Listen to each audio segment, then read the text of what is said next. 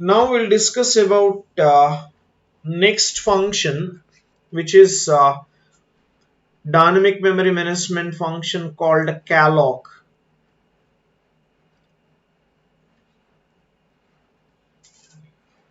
So generally in this Calloc function, it will actually allocate just like malloc, it will also allocate memory.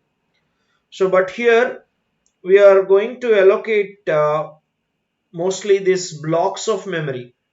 So in malloc, you can say it is kind of bytes of memory that you are allocating. But in Calloc, you are allocating blocks of memory, like n number of blocks you want to allocate, you can allocate it. So it allocates blocks of memory. Okay. Now let us consider the syntax of Calloc. Okay. So Calloc syntax can be ptr is equal to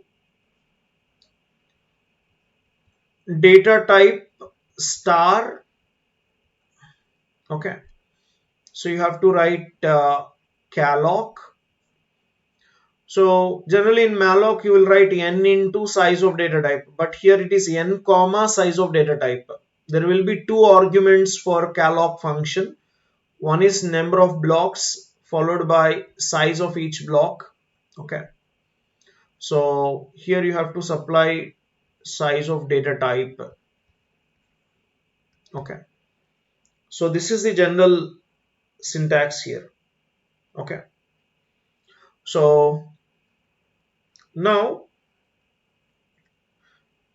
once you allocate memory using Calloc, so the entire memory containing different locations, okay, so they will be automatically initialized to 0.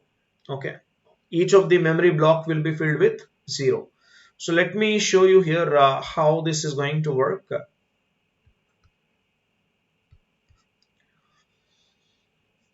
So consider an example like int star p. So p is the pointer. Now p is equal to, so using Calloc we are allocating memory here. So int star Calloc of, let us suppose I'm writing 10 comma size of integer.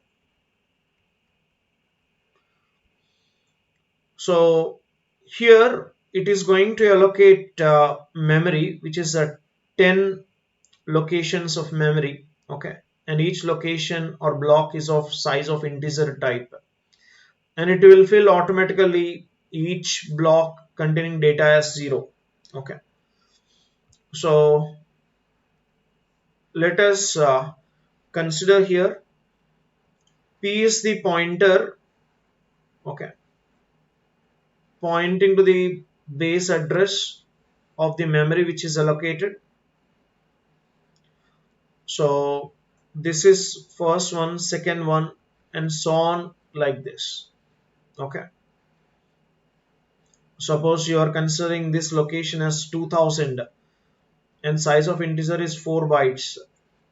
Okay, so you will see like this and so on. Now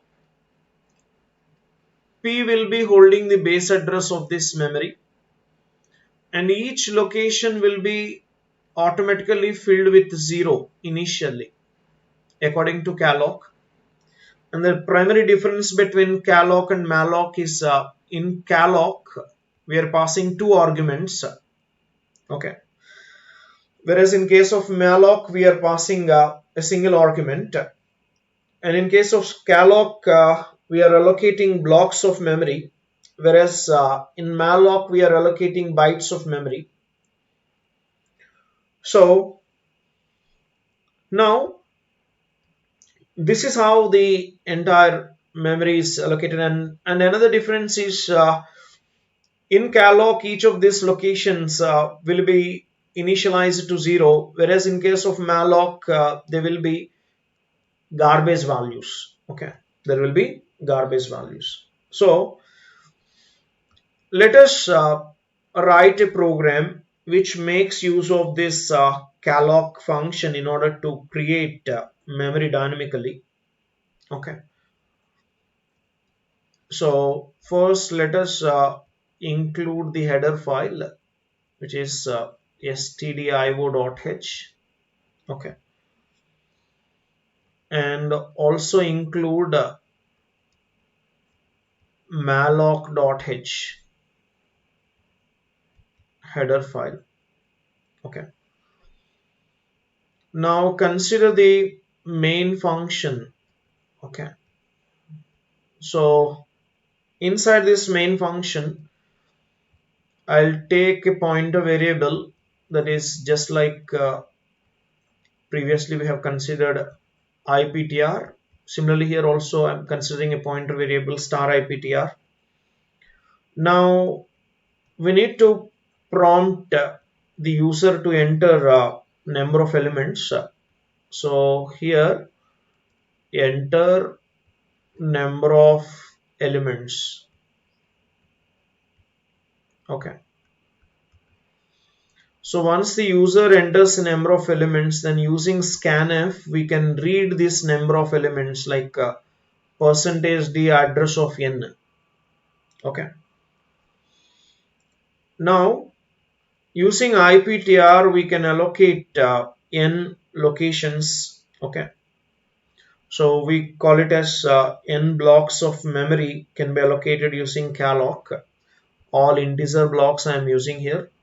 So int star calloc of n comma size of integer, n comma size of int. Okay, now we need to prompt the user to enter those many elements. Okay, so that is enter percentage d elements. Okay, so once you enter those many elements, okay, they have to be stored, right? So whatever memory that is allocated using calloc, using which you can store these elements, I equal to 0, I less than n, I plus plus, and using scanf, okay, you can store here, that is percentage d iptr plus I. Okay, so you can store the elements here, and now you can display the elements. Okay, just like this, printf the list of elements. Okay, so you can write like this, the list of elements. Okay,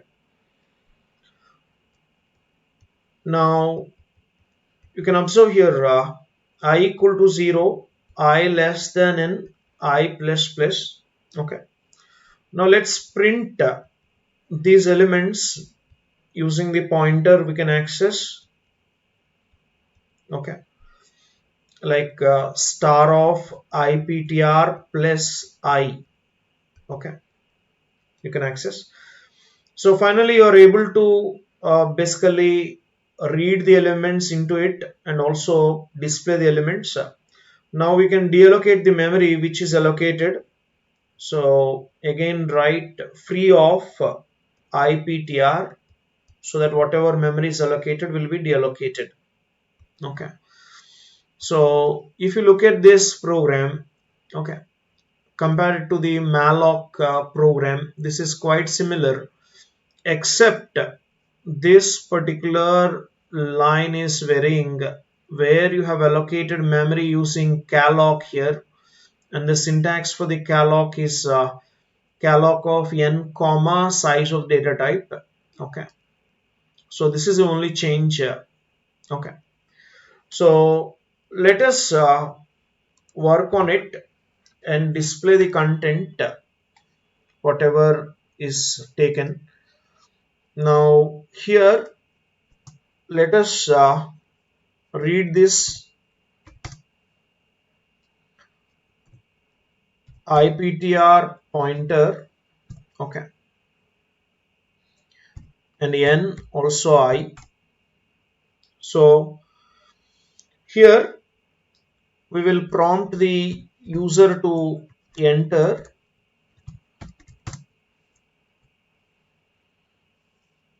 number of elements, enter number of elements, okay. So using scanf statement we can read it. So percentage %d address of n, okay. Now using IPTR we are going to allocate memory using Calloc. So here int star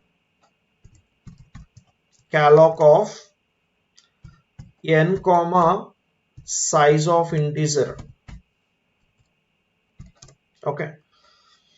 So now let us enter those many elements, so we can ask the user to enter those many elements, which is n number of elements,